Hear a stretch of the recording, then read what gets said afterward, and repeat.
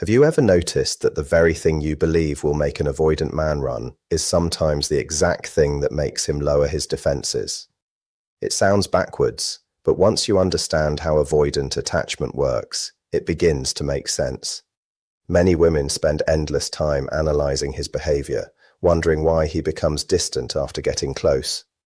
You try to be understanding, patient, and supportive. You give him room. You avoid overwhelming him. You tell yourself that if you just handle everything perfectly, eventually he'll feel safe enough to come closer. Yet somehow he still keeps a wall between you. But what if the answer isn't giving him more space? What if the real change needs to happen in the way you remain connected while still standing firmly in your own life? That's where everything starts to shift. Before we go deeper, take a second and ask yourself whether you're genuinely ready to understand this dynamic, instead of simply trying to figure out how to make him chase you. If you are, type "ready" in the comments so you can make that commitment to yourself. And while you're here, subscribe to Avoidant Connection, because we're building a community around understanding emotional patterns, attachment, boundaries, and relationships in a much deeper way. Your support helps this channel continue reaching people who are struggling with confusing relationship dynamics. Now let's get into what may actually be happening beneath an avoidant man's distance, because if you only look at his behavior from the outside, you can easily assume that pulling away means he doesn't care. But sometimes the internal story is much more complicated than that. An avoidant man's withdrawal isn't automatically proof that you did something wrong or that his feelings disappeared. Often, his reaction is connected to the way he learned to handle emotional closeness long before you ever entered his life. Somewhere along the way, he may have learned that depending on people was risky. Vulnerability may have been ignored, punished, mocked, or simply met with inconsistency.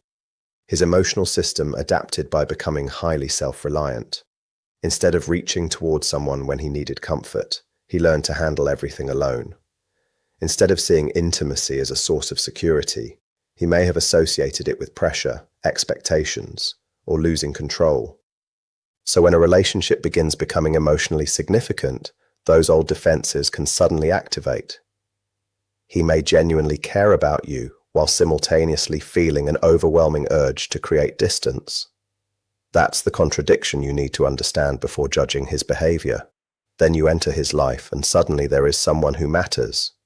You may be caring, affectionate, supportive, and emotionally available.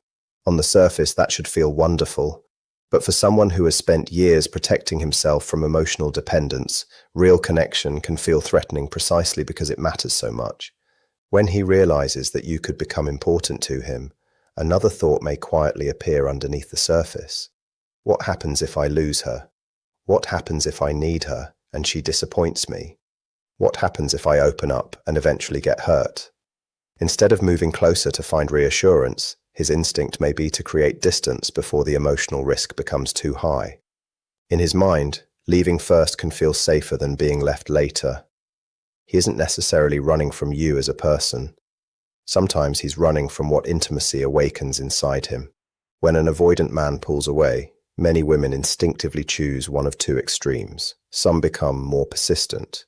They send more messages, ask more questions, explain their feelings repeatedly, and try harder to prove that their love is genuine. Others decide they need to disappear completely, believing that silence will somehow force him to realize what he's losing. Both reactions can feel understandable, especially when you're emotionally invested. But neither approach creates the kind of environment where genuine security can develop. Chasing can make him feel as though closeness comes with constant emotional demands, and that he won't be allowed to have any breathing room. Completely disappearing, meanwhile, can turn the situation into another experience of rejection and abandonment. Instead of creating connection, both extremes keep the nervous system trapped in the same unhealthy cycle. The real answer sits somewhere much more balanced. The healthier approach is surprisingly simple. Remain connected without abandoning yourself. You don't have to pursue him every time he creates distance, but you also don't need to punish him by becoming cold or pretending that you don't care. You stay emotionally grounded while continuing to live your own life. You can care about him without making his behavior the center of your emotional universe. You can be kind without becoming constantly available. You can communicate without chasing. You can welcome his presence without desperately needing his attention. That distinction matters more than most people realize. The goal isn't to make yourself harder to get so he becomes obsessed. The goal is to become secure enough that his temporary distance doesn't destroy your sense of stability. You aren't withdrawing to manipulate him. You're simply refusing to disappear inside the relationship while waiting for him to decide how close he wants to be. Imagine that he suddenly becomes distant. Instead of immediately assuming something is wrong, you pause. You don't send a series of emotional messages demanding an explanation. You don't create an argument simply because you want reassurance. At the same time, you don't suddenly block him, ignore him, or perform some artificial version of indifference to teach him a lesson. You simply continue with your day. You meet your friends. You focus on work. You pursue your interests. You take care of yourself. You enjoy your life instead of sitting beside your phone waiting for a notification. And when he eventually reaches out, you don't punish him for needing space. You can respond warmly and naturally. You're happy to hear from him, but you don't react as though his message has rescued you from emotional emptiness. That difference communicates something powerful without requiring a single dramatic speech. What does an avoidant man experience when he sees this consistently?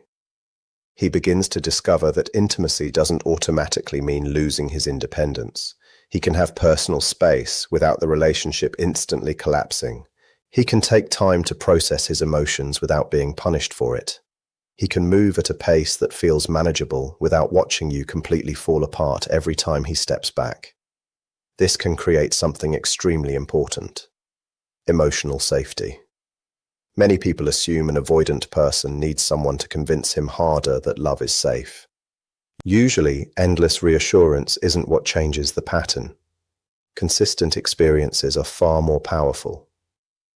When someone repeatedly experiences connection without control, affection without pressure, and closeness without losing autonomy, their expectations about relationships can slowly begin to change. He starts learning through experience that being emotionally connected doesn't necessarily mean surrendering his freedom or becoming trapped inside someone else's emotional world. For some avoidant men, this may be one of the first times they have seen a relationship function this way. They may have grown up around emotional unpredictability, criticism, emotional distance, controlling behavior, or affection that depended on meeting certain expectations. Because of that history, healthy closeness can initially feel unfamiliar rather than comforting. When you interact differently, you're giving him another experience to compare against the old one. You're showing him that two people can care deeply about each other while still remaining separate individuals. Love doesn't have to mean monitoring one another. Communication doesn't have to become interrogation. Affection doesn't have to become possession. Space doesn't have to mean abandonment. This is why your behavior matters, but not because you're trying to repair him. You're simply demonstrating what emotionally healthy connection can look like while allowing him to decide whether he's willing to participate in it. However, there is one major warning you cannot ignore. You cannot manufacture this kind of emotional security as an act. You can't spend the entire day checking whether he's online, rereading his messages, worrying about when he'll contact you, and then pretend that you're completely unaffected when he finally appears. Eventually, your internal state will show up in your behavior. The point isn't to become better at hiding anxiety. The point is to actually develop a life and identity that aren't dependent on his attention. An avoidant person may be especially sensitive to emotional pressure because they have spent years trying to escape situations where they feel responsible for someone else's emotional stability. So this isn't a psychological trick designed to make him chase you. It's a genuine transformation in the way you relate to yourself, your relationship, and your own emotional needs. And I know what some of you may be thinking. You might hear all of this and wonder whether I'm telling you to tolerate inconsistent treatment or accept whatever small amount of affection an avoidant man decides to offer. Absolutely not. Staying emotionally grounded does not mean lowering your standards. In fact, the opposite often happens. When you stop depending on someone else's attention to feel secure, you become much better at recognizing behavior that doesn't meet your needs. You stop making excuses for everything. You stop accepting crumbs simply because you're afraid that asking for more will make him disappear. You become capable of saying, "I care about you, but this isn't enough for me." And if his behavior continues to violate your boundaries, you're willing to leave. The difference is that you're no longer leaving as a strategy to make him panic. You're making a decision because your own well-being matters. Something interesting often happens when you consistently operate from that place of emotional fullness. He may begin noticing that your behavior has changed. You're no longer chasing every time he becomes distant. You're not constantly asking whether he still cares. You're not collapsing emotionally whenever he needs time alone. Yet you're also not playing games or trying to make him jealous. You're simply continuing to exist as a complete person. That can create curiosity because it doesn't fit the pattern he may be accustomed to. Perhaps he's used to people pursuing him when he retreats, or completely cutting him off when they become frustrated. Suddenly, you're responding differently. You're not demanding closeness, but you're also not desperately trying to escape. You're simply living. That can make him wonder what has changed, why you seem so settled, and why your emotional stability no longer appears to depend on his every move. Then comes something even more important. He may begin experiencing a sense of safety around you.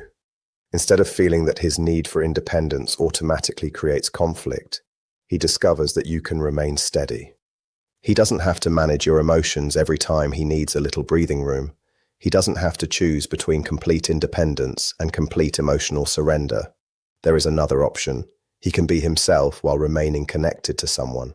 For an avoidant person, that realization can be significant. But don't expect an overnight transformation.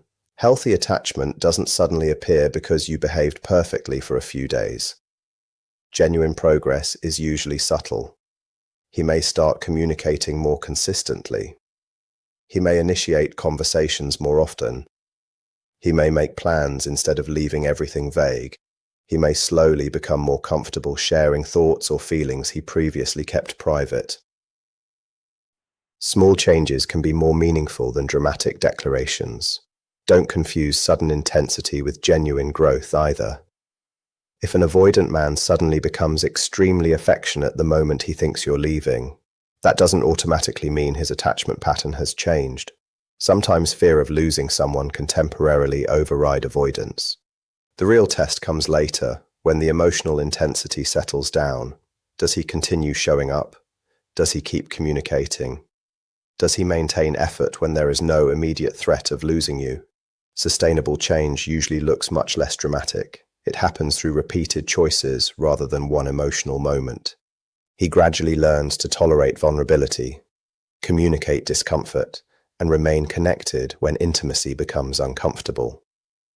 That process can take time.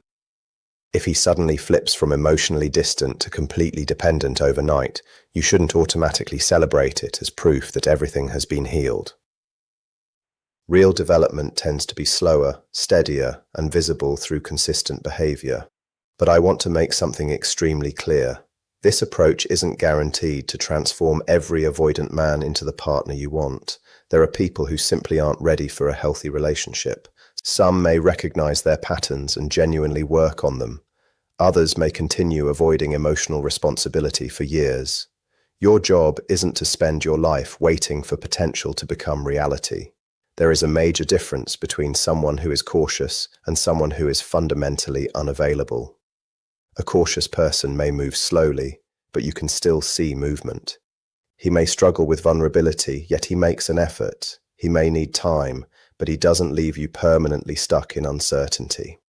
An emotionally unavailable person, however, can keep repeating the same cycle indefinitely. He may give you occasional affection just enough to maintain the connection while avoiding the deeper commitment required to build a real partnership. So how can you tell the difference? Stop judging the relationship based on individual moments and start observing the pattern across time. One good conversation doesn't prove transformation, just as one distant week doesn't necessarily mean the relationship is doomed. Look at what happens over several months. Is he gradually becoming more communicative? Does he follow through more often? Is he taking greater responsibility for the relationship? Does he make room for your needs instead of expecting everything to revolve around his comfort? Is there evidence that he's moving toward you, even if his progress is slow? Those details matter. If 6 months pass and you can honestly see more openness, more consistency, and more effort than before, there may be something worth building.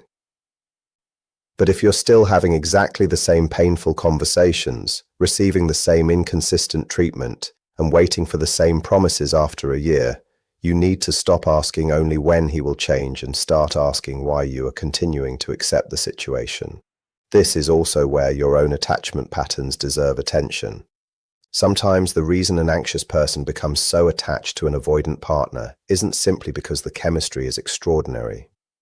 The uncertainty itself can become emotionally addictive. When he moves closer, you feel relief. When he pulls away, you become anxious. When you finally receive attention again, the anxiety temporarily disappears. Then the cycle repeats. His distance activates your fear, and your fear can increase his desire to retreat. Before long, both people are reacting to each other's nervous systems instead of building genuine security. You may think you're fighting for love, while he may feel like he's fighting for freedom.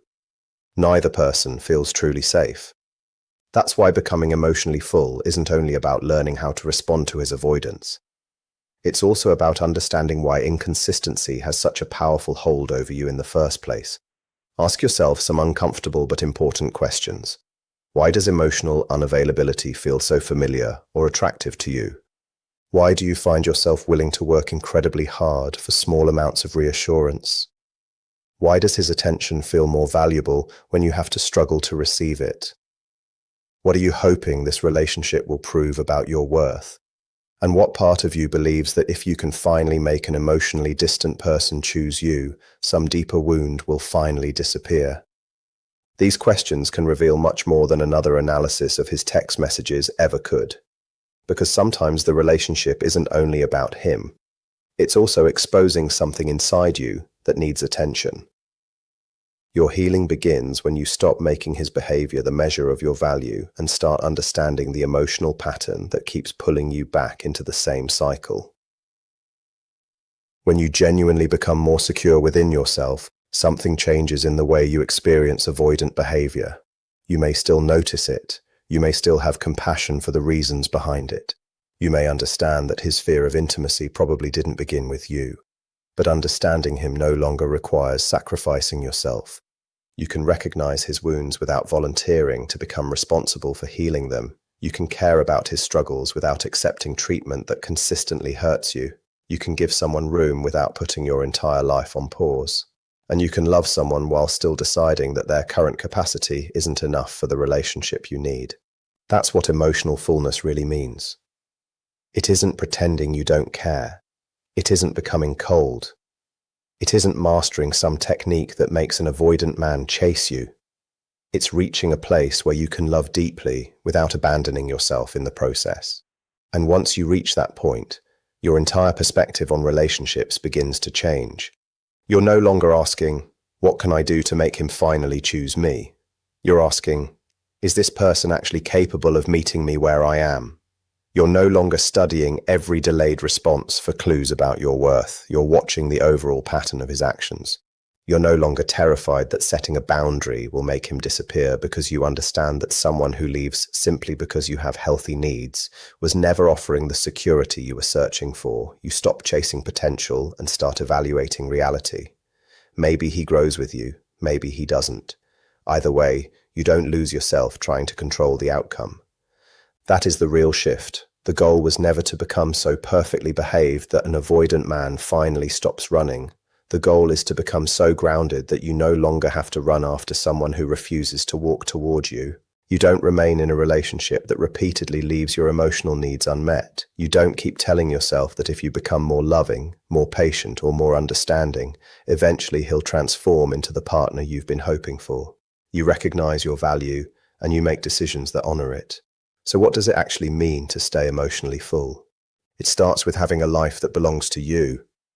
Real interests, real friendships, real ambitions. Things that make you excited to wake up in the morning, not activities you use to distract yourself while waiting for his next message. Your world shouldn't suddenly disappear whenever he becomes available. Your hobbies, friendships, and goals should remain important whether he's present or distant. They should remind you that you're a complete person before you're someone's partner, and you'll remain one regardless of what happens in the relationship. The second part of staying full is refusing to make another person responsible for your happiness. This is especially important if you tend toward anxious attachment. When you're anxious, it's easy to hand someone else the emotional remote control to your entire life. When he's affectionate, you're happy. When he's attentive, you feel secure. When he becomes distant, your entire mood crashes. Suddenly, his texting habits determine whether you have a good day or a terrible one. That isn't emotional connection, that's emotional dependence, and eventually it becomes exhausting. You need to develop your own internal stability. Learn how to calm yourself when anxiety rises. Learn how to sit with uncomfortable emotions without immediately acting on them. Create sources of happiness that don't require his participation. The more secure you become inside yourself, the less you'll need his behavior to constantly reassure you that everything is okay. Another major part of emotional fullness is learning how to tolerate uncertainty. If you're anxious, uncertainty can feel unbearable. You want answers immediately. You want to know exactly what he's thinking, where the relationship is going, how serious he is, and whether his feelings have changed. You may find yourself analyzing every message because having unanswered questions feels like losing control. But relationships don't come with complete guarantees, especially when two people are still getting to know each other. You cannot force certainty into something that hasn't naturally developed yet. If every unknown situation sends you into panic, you may end up trying to control the relationship instead of experiencing it. Learning to tolerate uncertainty means reminding yourself that you don't have to know everything today. You can observe, you can communicate, you can let time reveal what words alone cannot.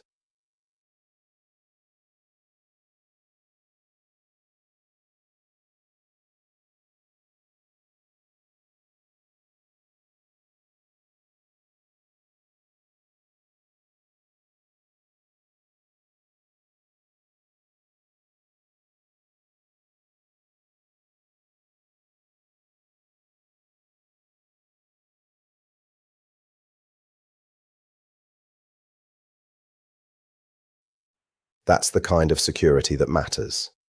It's not created because the other person suddenly becomes perfect.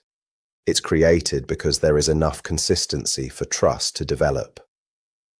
What you've been looking for all along may not have been some flawless partner who never triggers you. You may simply have wanted someone who genuinely tries, communicates honestly, takes responsibility, and makes an effort to meet you somewhere in the middle. But remember, none of this works if staying full is just another temporary strategy you use to get him to chase you. If you're pretending to be independent while secretly counting the minutes until he contacts you, nothing has fundamentally changed. If you're going out with friends only because you want him to notice your absence, you're still making him the center of your decisions. If you're refusing to text because you want to make him anxious, that's not security either. The entire point is to genuinely build a life that feels meaningful without needing his constant attention. Because the moment your anxiety takes over again, you may return to chasing, over-explaining, monitoring, and seeking reassurance. He feels the pressure, he retreats, you feel rejected, and then you pursue harder. The same cycle starts all over again. Your commitment has to be to your own stability, regardless of what he chooses. And if you genuinely become more grounded, communicate clearly, maintain healthy boundaries, and he still refuses to move toward you, then you have your answer. Maybe he's not ready. Maybe he isn't capable of the relationship you want right now. Maybe your needs and his capacity simply don't match. Whatever the reason, it doesn't automatically mean you failed. It doesn't mean you weren't attractive enough, patient enough, loving enough, or understanding enough. Sometimes two people can care about each other and still be incompatible. That's painful, but clarity can be liberating.